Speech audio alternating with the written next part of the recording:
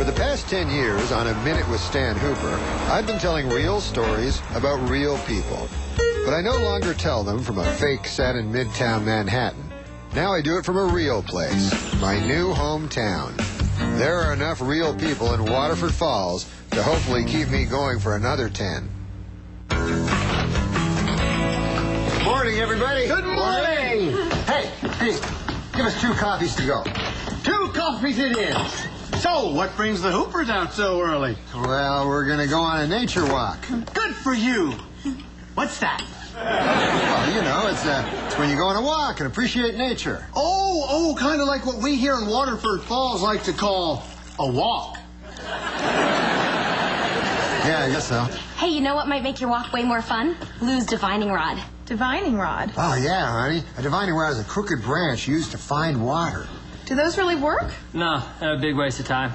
I found coins, I found jewelry, relics of ancient civilizations, but never once have I found water.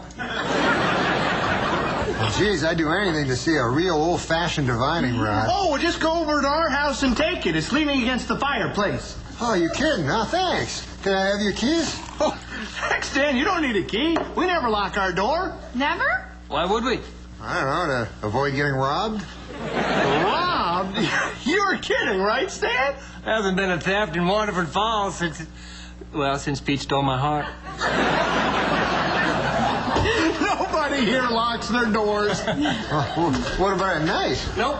You don't lock your doors at night? How do you sleep? Like a baby. Wow. Honey, we're living in a town where folks sleep with their doors unlocked. How's that sound? Terrifying. Now, honey, you'll love it. Oh. City gal.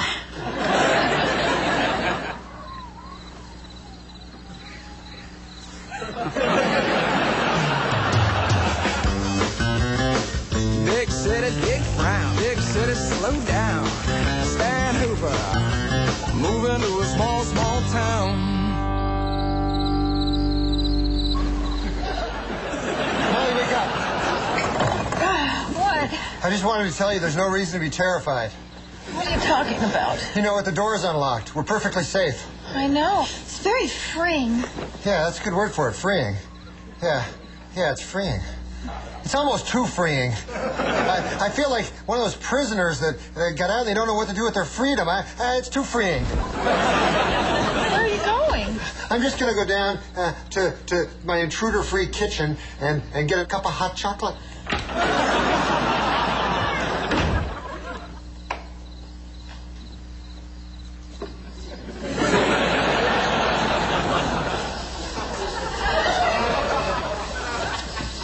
Can I help you with that? What are you doing here? Well, I live here. I was getting a glass of water. Oh, right. What are you doing? Huh? Me? I was just checking my divining rod. I always wanted to see if these things worked. Oh, there it does. You were locking the door. No. Oh, yeah. No, quite on the contrary. I was actually checking to make sure the door was unlocked. I was worried that somebody maybe carelessly left it locked. No, it's unlocked. Excellent. Well, we can all go to bed now. Goodbye. Enjoy your water. I'll just go around and make sure all the other doors are unlocked. You can never be too unsafe.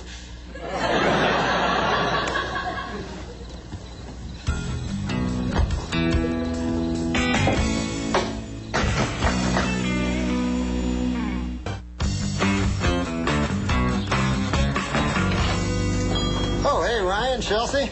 Oh, hey, Mr. Hooper. What are you kids up to? Looking at some brochures. We're going to Rhinelander to check out some colleges for Chelsea. I don't want to get my hopes up too high, but my dream is to get into the Rhinelander School of Electrolysis. Well, it's pretty much the Harvard of hair removal schools. Chelsea, you are gonna get in. I know it. You're great. You're so sweet.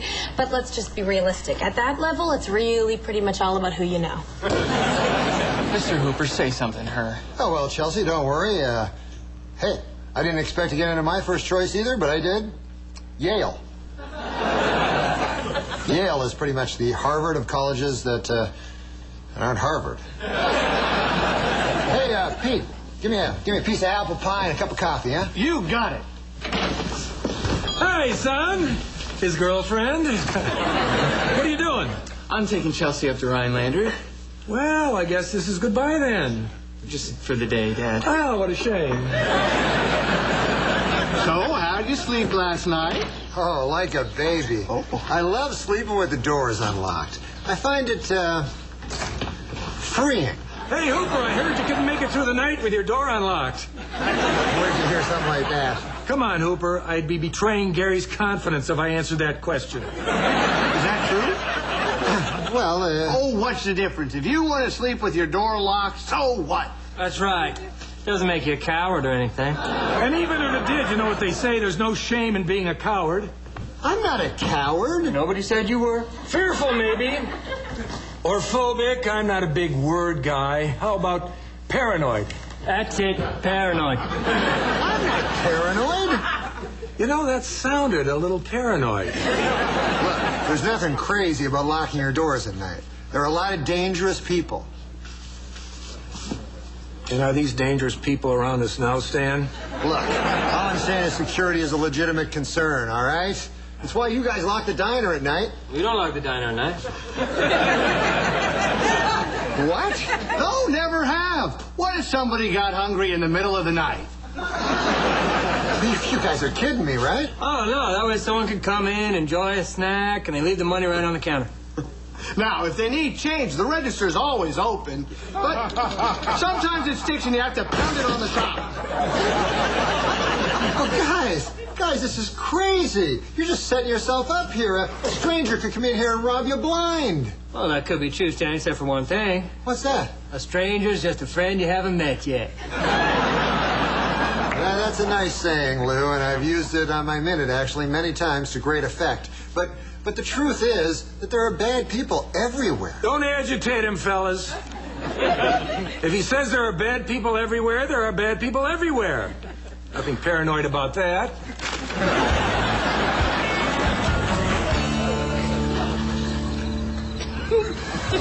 Molly, wake up. The doors are locked, Stan. I'm not worried about us. I'm worried about Pete and Lou. What are you talking about? Pete and Lou leave their diner unlocked at night. You know, they're too trusting for their own good. And I'm just worried that if they don't wake up soon, then they're going to get burned. They're going to get burned. Oh, where are you going? Well, where do you think I'm going? I'm going to rob the diner.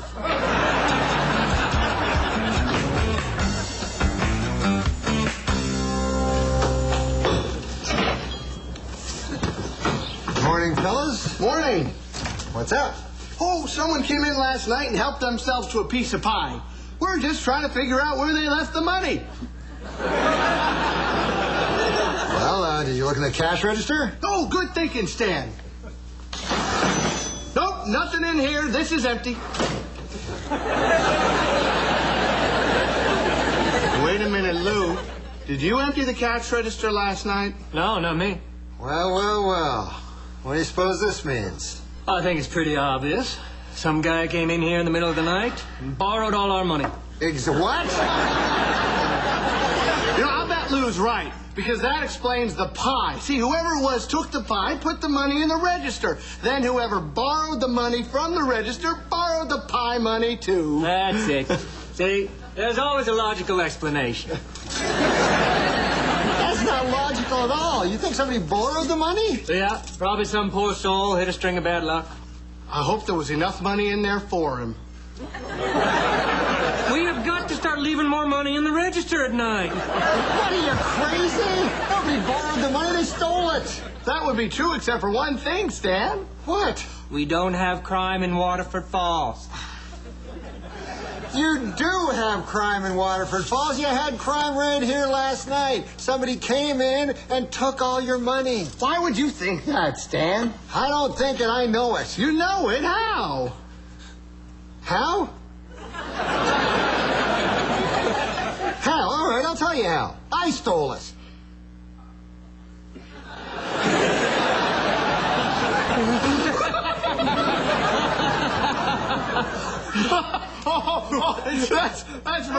It took a while, but you really got us. I'm not joking. I robbed you. Oh, come on, Chef. Why would you take our money? You got plenty of your own. Well, I took it not because I needed it, but because it was there. It was free. I just took it. That is stealing. That's what I've been trying to tell you. Well, if you're so smart, tell us this. Who took the pie?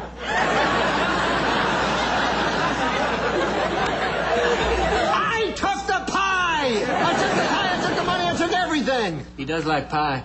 But you're gonna give it back. Well, of course I'm gonna... No, I'm not gonna give it back. I'm not gonna give it back. I'm gonna go spend it frivolously on things. That's what I'm gonna do with it. Well, gee, Stan, if what you're saying is true, then you've committed a crime. Exactly. That's exactly what it was. It was a crime.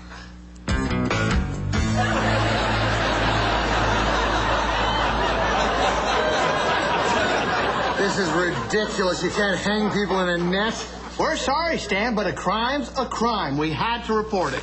From Article 1 of the Waterford Falls Penal Code, I read under thievery. Until the construction of a town jail, which is not anticipated until early 1903, scofflaws shall be placed in a hanging net at the scene of the crime for a fortnight, with time off for having faithfully served in the Spanish-American War. I don't suppose you served... No, I've never served in the Spanish-American War. Come on, guys. I was going to give you the money back. That's not what you said earlier. According to Pete and Lou, you said, I stole the money. I didn't steal it because I needed it. I stole it because it was there. Because it was free, I just took it. Of course I was. No, I'm not going to give it back. I'm going to use it to buy something frivolous. It was a crime. That's exactly what it was. Yeah, I know that's what I said, but I was just trying to make a point. So you're saying you were lying? Yeah. Liars and cheats shall have their heads shaved and be strapped naked to the church tower. I wasn't lying. So how long do I have to stay up here for? A fortnight. Well, how long's that? Gee, I don't know. Lou? Oh. Anybody know how long a fortnight is? Oh, I do. It's 20 minutes. Wait a minute. It says right here 14 days. You lied. Call the barber and the pastor. Tell them they got business. Pastor Victor, that wasn't a lie. That was an honest mistake. Oh, really? An honest mistake. Yeah. Okay. Oh, my goodness. Oh, what in the world is going on? Honey, are you all right? Do I look all right? Don't snap at me. I'm your only friend on the outside. Officer, there's been a huge misunderstanding.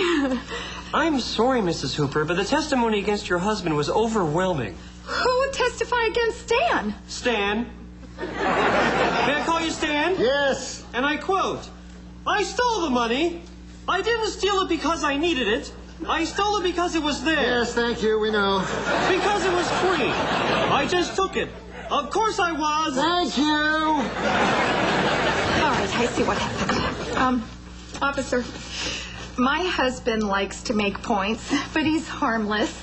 To put him in a net in public is humiliating. I believe that's what the founding fathers of Waterford Falls had in mind, Mrs. Hooper. Yeah, I understand. Don't you think he's learned his lesson? I'm sure he has, and I certainly don't want to see anyone more humiliated than necessary. Hey, here are the kids! This way, children. Come gather around Mr. Hooper. What are you doing? This is all part of the Scared Straight program of the elementary school. This is what happens when you break the law, kids. Take a long, hard look. He is not some vicious thug. No one said he was, ma'am. Don't get too close, kids. What did you do? He stole, Charlie, and stealing is wrong. Sure, it's fun. It could be a lot of fun. It's actually quite a rush. But look what it leads to. A life ruined. My life's not ruined, kids. Kids, this is all a misunderstanding. A misunderstanding? I stole the money. I didn't steal it because... Don't read that anymore. Very well. Thank you, Mrs. Turner, for bringing the kids down. We'll see you tomorrow with the first graders. What? No, don't bring the first...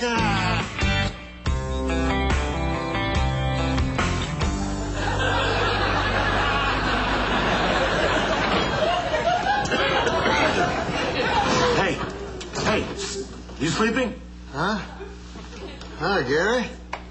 Yeah, I was sleeping.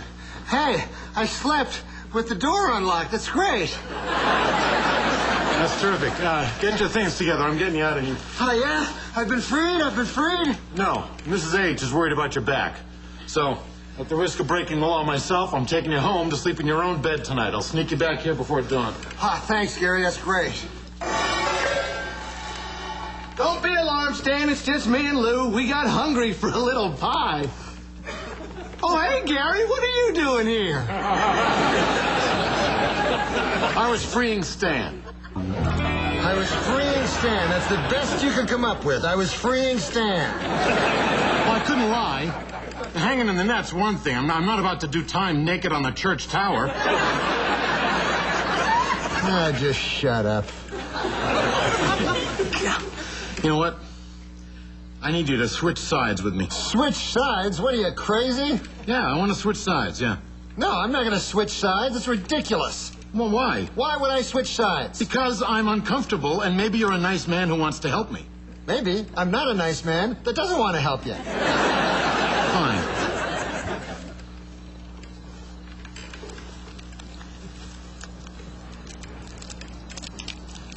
Hey, what do you got there? A candy bar. Chewy nougat, roasted peanuts, on a bed of delicious caramel, under a blanket of silky chocolate. You wouldn't like it.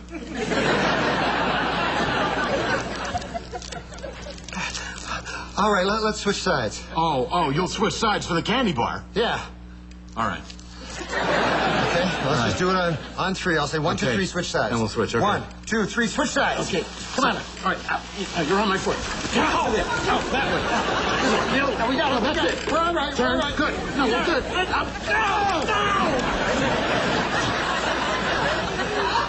Oh, this worked out well. Now, give me the candy bar. You didn't switch. Well, it was my intention to switch. Yeah, well, it was my intention to give you the candy bar. Give me the candy bar. Hey, don't shout orders at me. I may be your butler on the outside, but in here, you're just another number to me, pal. Oh, yeah. Give me that candy bar. Get up! Guard!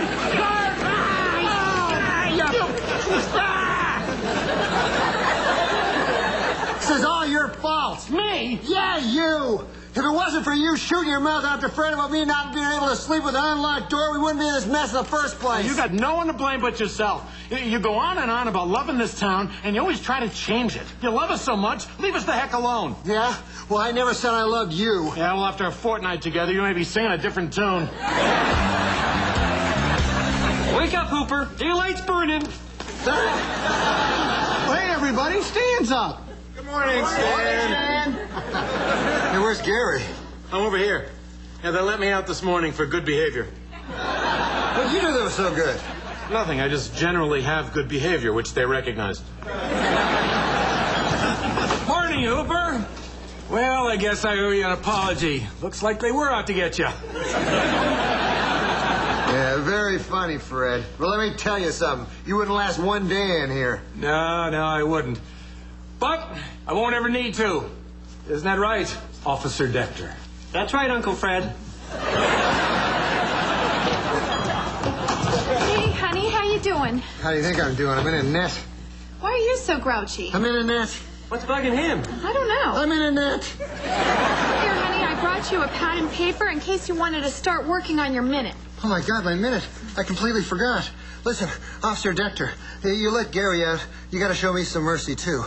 In 3 days, I have to go on national television and do my minute. And America counts on me. They love me. You can't let me disappoint them. We're not barbarians here. And although your behavior wasn't nearly as good as prisoner 0002's, I would like to see you preserve what little dignity you have left. So, yes, I'll let you do your precious minute. Oh, thank you, sir. Thank you very much. Hands in the net! In 5, 4, 3, 2. Hi there. Got a minute? One of the things I love about small towns is that things never seem to change. They're pretty much the same as they were 100 years ago. Even the laws don't change. Did you know that in Trogdon, Illinois, if you've got a cow with a bell larger than a Bible, it's considered blasphemy, and you have to pay 5 cents to the local church. In Flowery Branch, Georgia, where a stranger is just a friend you haven't met yet, you can't holler snake within the city limits. Do so, and you'll find yourself brushing the mayor's horse. Are these laws quaint? Absolutely. Are they comforting reminders of a bygone era? Why, you betcha. Are they highly effective deterrents to small-town crime? Well, this American says yes. I'll be off next week, but I'll be back in a fortnight. This is Stan Hooper saying, make every minute count.